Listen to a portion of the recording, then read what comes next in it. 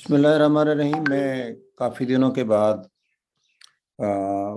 Covid के ऊपर कुछ गुफ्तगू करना चाहता था और जो अहम पेशरफ्त हुई हैं इसकी वैक्सीन के ऊपर उसको आप बताना चाहता था। पहले तो ये बात है कि कोविड नहीं गया, अभी मौजूद है और उसका आ, अभी फैलाव भी मौजूद है, ट्रांसमिशन भी मौजूद है।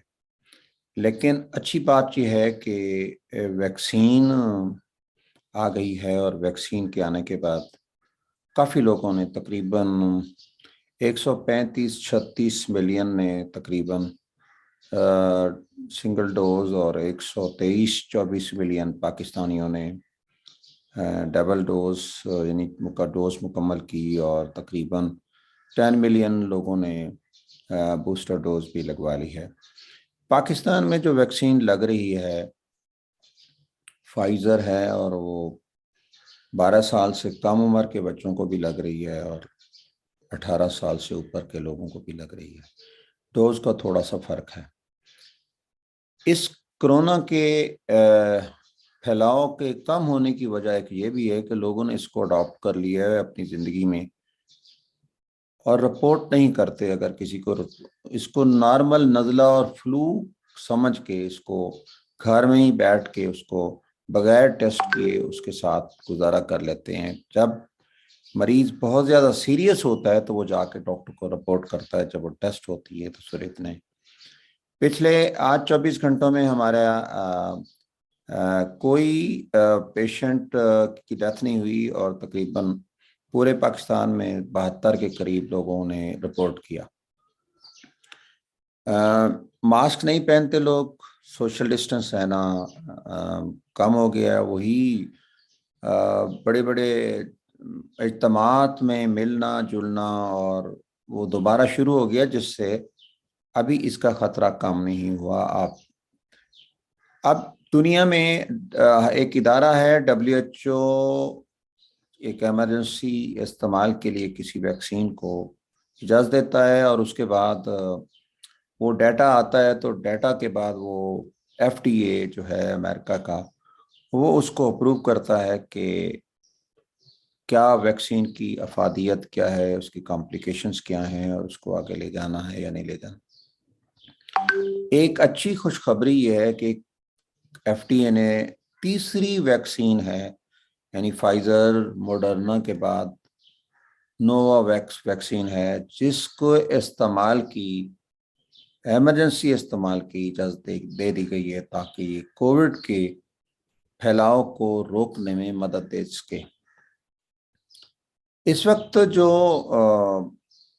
FDA ने वैक्सीन अप्रूव किए हैं उनमें से टॉप पे जो है वो फाइजर वैक्सीन है, उसके बाद मॉडर्ना है और जॉनसन एंड जॉनसन को ना महदूद लोगों के लिए, यानी जिन लोगों को मैसेंजर RNA वैक्सीन कंट्रा इंडिकेटेड है, वो जॉनसन एंड जॉनसन की वैक्सीन लगवा सकते हैं।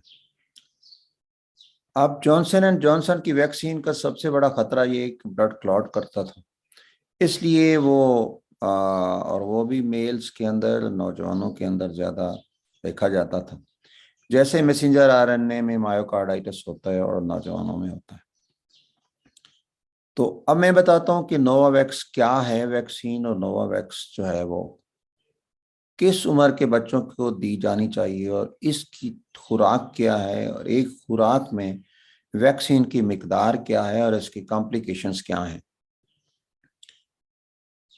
नोवावैक्स एक सबसे पहले तो आपको बताऊं, 7 जून 2022 को FDA ने इसके डाटा को देखा और इसके डाटा को देखने के बाद उसने सेफ्टी को देखा और उसने इसको हंगामी बुनियादों पर इस्तेमाल करने की इजाज़त दे दी। एक बात, जो कंपनी का डाटा है उस कंपनी के डाटा के मुताबिक तो ये 12 साल से 18 साल के लोगों के लिए कहा गया है, लेकिन FDA ने इसको 18 साल से ऊपर के लोगों को, 18 साल और 18 साल से ऊपर के लोगों को इस्तेमाल करने की इजाज़त दी है। अभी 12 से 18 और 12 से कम साल की उम्र का डाटा अभी रिकमेंड नहीं हुआ।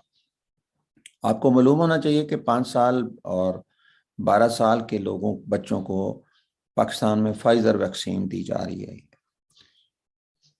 ये क्या है वैक्सीन, और इस वैक्सीन का जो नाम है वो क्या है? ये नोवावैक्स जो है ना, इसको कहते हैं N capital V capital X capital dash C capital O V, यानी कोवी, और उसके बाद इसका जो है 2373 इसका एक नाम है। ये मैरीलैंड की कंपनी है और कोवैक्स के नाम से ये इस्तेमाल की जा रही है। ये जितनी पहली वैक्सीन है वो मैसेंजर आरएनए वैक्सीन है वो, और जो दूसरी वैक्सीन हैं वो उसके अंदर कोरोना एटेनुएटेड वायरस डाला गया है। लेकिन इस वैक्सीन के अंदर कोई कोरोना वायरस नहीं है।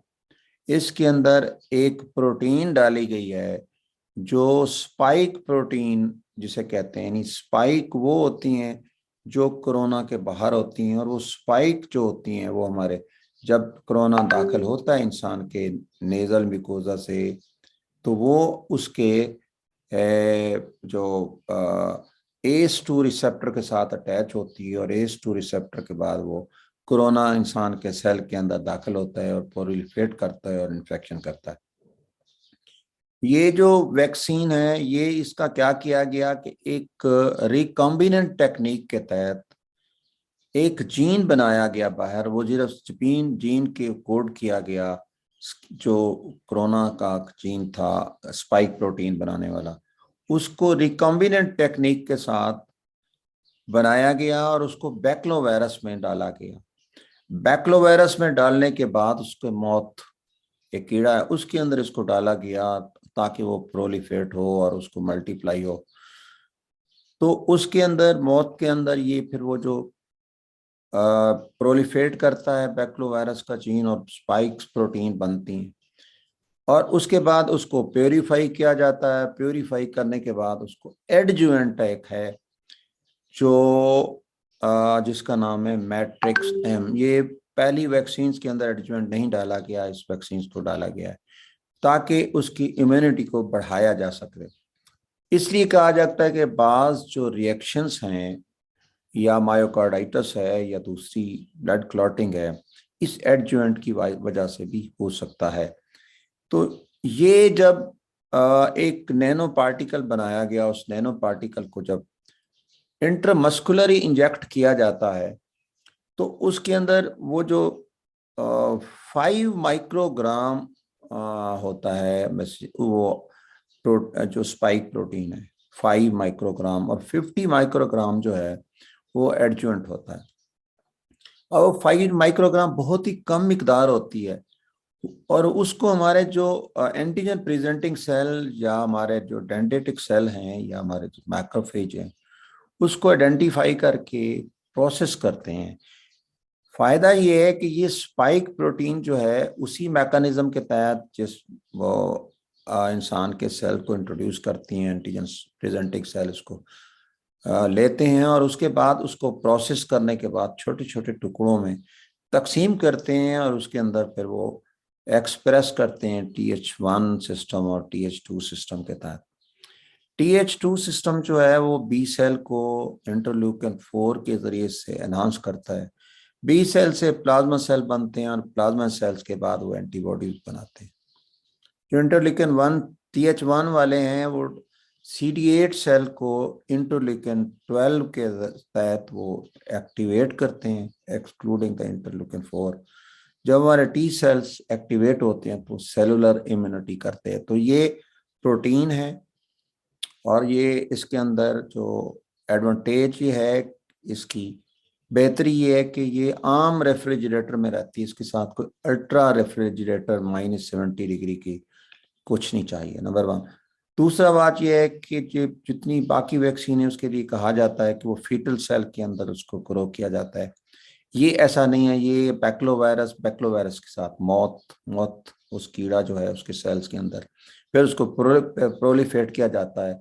ये 2 एडवांटेज हैं। तीसरी एडवांटेज ये है कि ये वैक्सीन जो है इसके अंदर वो ब्लड क्लॉटिंग का कॉम्प्लिकेशन नहीं है।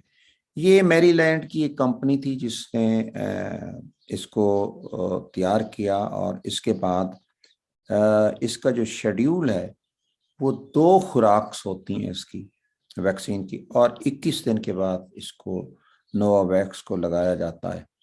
आम रेफ्रिजरेटर में 3 से 6 माह तक ये मुस्तहकम रहती है, लेकिन अगर इसको निकाल दिया जाए इस वायल के अंदर, एक वायल में एक सिंगल डोज नहीं होती, मल्टीपल डोजेज होती हैं, निकाल दिया जाए तो वो 6 हफ्तों से ज्यादा नहीं लगाया जाता। अब ऐसा है कि एक अच्छी बात ये और भी इसके साथ है कि इस वैक्सीन को ये सवाल होता है कि अगर किसी ने पहले एक वैक्सीन और लगाई हुई है, मैसेंजर आरएनए वैक्सीन लगाई हुई है, या उसने चाइनीज वैक्सीन या एस्ट्राजेनिका वैक्सीन लगाई हुई है, तो क्या ये बूस्टर डोज लगाई जा सकती है इसकी? बिल्कुल, ये इस वैक्सीन को मिक्स एंड मैच किया जा सकता है, बूस्टर के तौर पे भी इस्तेमाल किया जाता है, और वेरी स्मॉल 5 माइक्रोग्राम, बहुत ज़्यादा। आपको मालूम है कि जो आ, आपका मॉडर्ना है उसके अंदर 100 माइक्रोग्राम मैसेंजर आरएनए है, जबकि फाइजर में कम मिकदार में है। तो वो सबसे ज़्यादा जो मिकदार में मैसेंजर आरएनए है वो मॉडर्ना के अंदर होता है। हैवी वैक्सीन है, हैवी हैवी डोज है उसकी। अच्छा, एक और सवाल कि क्या ये हामला खवातीन को दी जा सकती है? बिल्कुल, जो डाटा के मुताबिक है 29,449 लोगों का, 18 साल से ऊपर के लोगों को डाटा ये बता रहा है कि ये लैक्टेटिंग मदर को भी दी जा सकती है, प्रेग्नेंट मदर को भी दी जा सकती है, और जिन लोगों का इम्यून सिस्टम कमजोर है उनको भी दी जा सकती है। इसकी एफिकेसी कितनी है? ओवरऑल एफिकेसी जो है इसकी वो तकरीबन 90.4% से ऊपर है, लेकिन ये शदीद बीमारी से 100% बचाती है। इसकी भी क्या ये जो वैक्सीन है डेल्टा वेरिएंट या ओमिक्रॉन वेरिएंट के खिलाफ भी काम करती है? बिल्कुल, इसका जो एफिकेसी है वो कम है, लेकिन ये इन वेरिएंट्स के खिलाफ भी काम करती है। अब आखिरी बात ये कि ये इसकी पेचीदगियां क्या हैं। एक तो वो जो लोग ना लगवाएं जिनको एनाफिलेक्टिक रिएक्शन, किसी ड्रग रिएक्शंस होते रहते हैं, एलर्जीज किसी ड्रग से होती है, वो ना लगवाएं। दूसरा ये है कि 12 साल से कम उम्र के बच्चे नहीं ले सकते। तीसरी इसकी बात यह है कि जिन लोगों को जब लगवाएं, यंग खास तौर पे, तो उनको मायोकार्डाइटिस या पेरिकार्डाइटिस होने का खतरा होता है, लेकिन बहुत ही कम, लाखों में से एक रिपोर्ट होता है। उन नौजवान लोगों को, मर्दों को अंडर ऑब्जर्वेशन रखना चाहिए। तो ये जो मैं आपको बताऊं कि ये जो 0.007 से लेके 0.005 तक ये परसेंट ओवरऑल इसकी जो बताया गया है कि ये वैक्सीन मायोकार्डाइटिस, पेरिकार्डाइटिस कर सकते हैं। देखें, हर दवाई का कोई ना कोई साइड इफेक्ट होता है। इसी तरीके से ये नोवावैक्स भी एक दवाई है, और इसके दवाई का कोई ना कोई नुकसान हो सकता है। इसका हमारे डीएनए के पास नहीं जाती, हमारे ना ही मैसेंजर आरएनए, हमारे डीएनए जो लोग ये मैसेंजर आरएनए के बारे में कहा जा सकता है, हालांकि गलत है। वो भी हमारे डीएनए को नहीं चेंज करती, कि हमारा डीएनए इंतहाई महफूज ना सेल साइकिल के अंदर होता है। अल्लाह ताला ने इसको इतना मजबूत बनाया कि डीएनए चेंज नहीं, तब्दील नहीं होता। तो ये बिल्कुल एक प्रोटीन है, एक दवाई है। जैसे हम दवाई, बनी बनाई दवाई जो है, जैसे हेपेटाइटिस की मेडिसिन वैक्सीन है, कि वो भी बनी बनाई वैक्सीन होती है, लेते हैं, वो हमारे सेल को नहीं छेड़ती। ये इसने भी सेल को नहीं छेड़ता, हमारे सिर्फ इम्यून सिस्टम को छेड़ती है। तो आखिर में मैं कहूँगा कि कोरोना अभी मौजूद है, आप अपने एहतियाती तदाबीर को जारी रखें, और अपने वो मास्क का इस्तेमाल ज़रूर करें, ख़ास तौर पर जब शादी या इज्तिमात में जाएं। और आप किसी को गले मिलने या हाथ मिलें तो फिर ज़रूर आप एंटी सेप्टिक या हाथ ज़रूर धोएं, और इसलिए कोशिश करें कि सोशल डिस्टेंस कायम रखें। अभी आखिर में एक और बात बताऊं कि पाकिस्तान में अभी कोई मंकी पॉक्स का केस रिपोर्ट नहीं हुआ, लेकिन खुश नसीबी ये है, अच्छी बात यह है कि पाकिस्तान के अंदर भी NIH के मुताबिक उसकी जो किट्स हैं वो अवेलेबल हैं, और उस किट्स के तहत डायग्नोसिस किया जा सकता है। और एक और अच्छी बात यह है कि जो पाकिस्तान में स्मॉल पॉक्स 1980 तक दी जाती थी वैक्सीन, वो लोग तकरीबन महफूज हैं, लेकिन फिर भी उन लोगों को भी फ़िलहाल उन एहतियात की ज़रूरत है जो एहतियात हम कोरोना वायरस में देख रहे हैं। अब एक सवाल ये पैदा होता है, मेरा अपना अंदाज़ा हो सकता है मैं गलत भी हूँ, कि क्या इस वक्त पहले भी मंकी पॉक्स होता था, इस वक्त मंकी पॉक्स यूरोप में क्यों फैला है? हो सकता है कि कोविड की वजह से इम्यूनिटी कम हो गई हो, जिसकी वजह से इम्यूनिटी के कम होने की वजह से ये वायरस वहाँ पे देखा जा रहा है। अपनी क़ुव्वत मुदाफ़ियत को बरकरार रखें, और अपनी क़ुव्वत मुदाफ़ियत के लिए अपनी नींद के औकात को बेहतर रखें। अपनी क़ुव्वत मुदाफ़ियत बेहतर करने के लिए अपने पुरस्कून रहें। अपनी क़ुव्वत मुदाफ़ियत के लिए आप वॉक करें, एक्सरसाइज करें। अपनी क़ुव्वत मुदाफ़ियत के लिए आप विटामिन D का लेवल बेहतर रखें, और अपने सबसे बढ़ के अपने रब के साथ तवस्सुत रखें।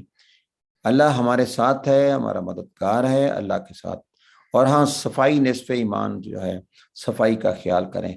इंशाअल्लाह ताला आप हर किस्म की आफात से, बलाओं से, बीमारियों से, इन्फेक्शन से महफूज रहेंगे।